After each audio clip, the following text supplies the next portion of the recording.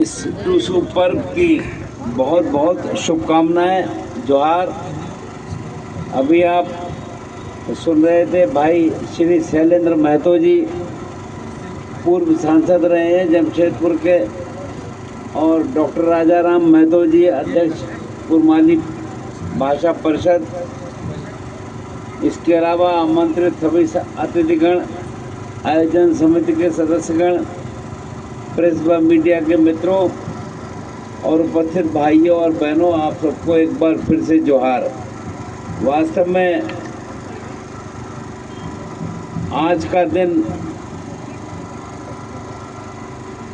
हम सभी के लिए ऐतिहासिक और पारंपरिक लोक पर्व टूसू हम लोग जो मनाते हैं, उसकी मैं अपनी ओर से हार्दिक बधाई और शुभकामनाएं देना चाहता हूं।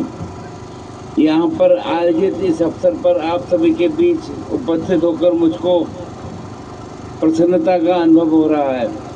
ये टूसू पर्व केवल एक उत्सव नहीं है, बल्कि हमारी लोक परंपरा, सामूहिक श्रम संस्कृति और प्रकृति के प्रति कृतज्ञता का सजीव प्रतीक है।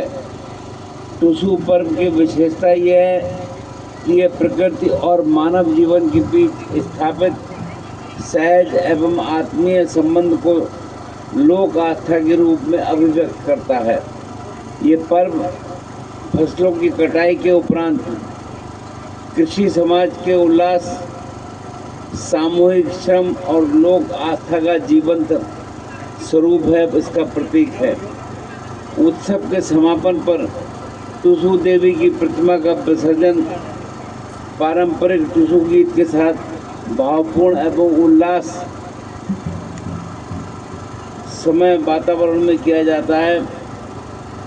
इस अवसर पर ग्रामीण मेलों का आयोजन भी होता है, जो लोक संस्कृति, गीत, संगीत और सामाजिक सहभागिता को और मजबूत बनाने का काम करता है।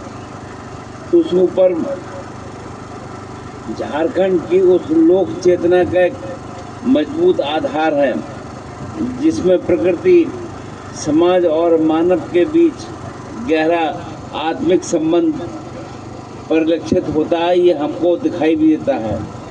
ये पर्व संदेश देता है कि हमारी परंपराएं केवल अतीत की धरोहर नहीं, बल्कि वर्तमान को दिशा देने वाली जीवन दृष्टि भी है। ऐसे आयोजनों से नई पीढ़ी अपनी जड़ों से जुड़ती है और सामाजिक एकता, समरसता और आपसी सौहार्द की भावना को और अधिक मजबूत करने का काम होता है।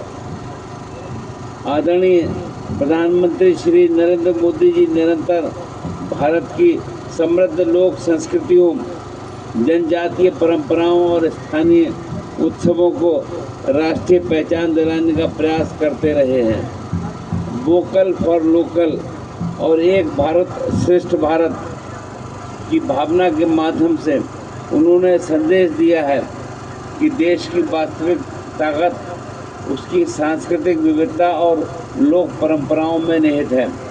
ऐसे पर्व न केवल हमारी सांस्कृतिक विरासत को सहेजते हैं, बल्कि आत्मनिर्भर भारत की भावना को भी मजबूत बनाते हैं।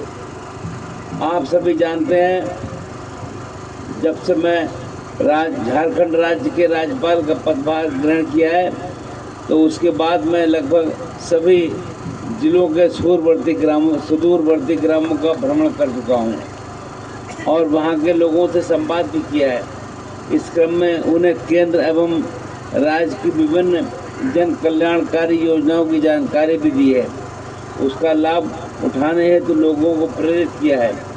इस दौरान मैंने पाया कि झारखंड के लोग अत्यंत परिश्रमी, सरल स्वभाव के और कला और संस्कृति के प्रति गहरे रूप से जुड़े हुए हैं। ये उनका प्रकृति प्रेम वास्तव में प्रशंसनीय है।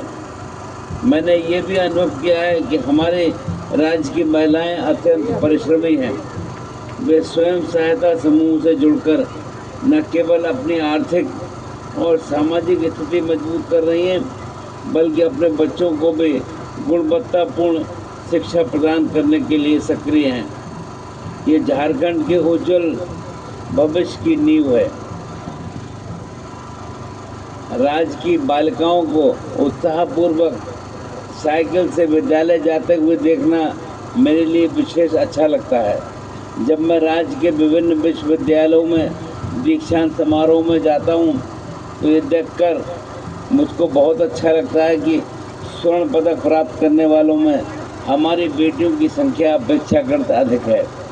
ये झारखंड के उज्जवल भविष्य की ओर संकेत करता है। मैं आप सभी को ये भी बताना चाहता हूँ कि लोक भवन के दरवाजे राज्य के प्रत्येक नागरिक के लिए खुले हैं। राज्य हित के जुड़े विषयों में के लिए मैं सदैव उपलब्ध रहता हूँ। राज्य के सर्वांगीण विकास हेतु हमारा निरंतर प्रयासरत रहता है। मेरा उद्देश्य है कि झारखंड विकसित राज्य की श्रेणी में अग्रणी पहले स्थान पर आए और इस कोशिश में ही हमारा मन लगा रहता है। अंत में मैं इस आयोजन के लिए आयोजन समिति को विशेष रूप से डॉक्टर राजाराम महतो और उनकी पूरी टीम को बहुत बहुत हार्दिक बधाई देता हूँ। मेरी कामना है कि टुसू पर्व की समृद्ध परंपरा इसी उत्साह, गरिमा और लोक आस्था के साथ निरंतर आगे बढ़ती रहे तथा झारखंड की सांस्कृतिक पहचान को देश दुनिया में और अधिक प्रतिष्ठा प्राप्त हो। एक बार पुनः आप सभी को इस पावन लोक पर्व की हार्दिक शुभकामनाएं देता हूं। बहुत बहुत धन्यवाद। जय हिंद, जय झारखंड।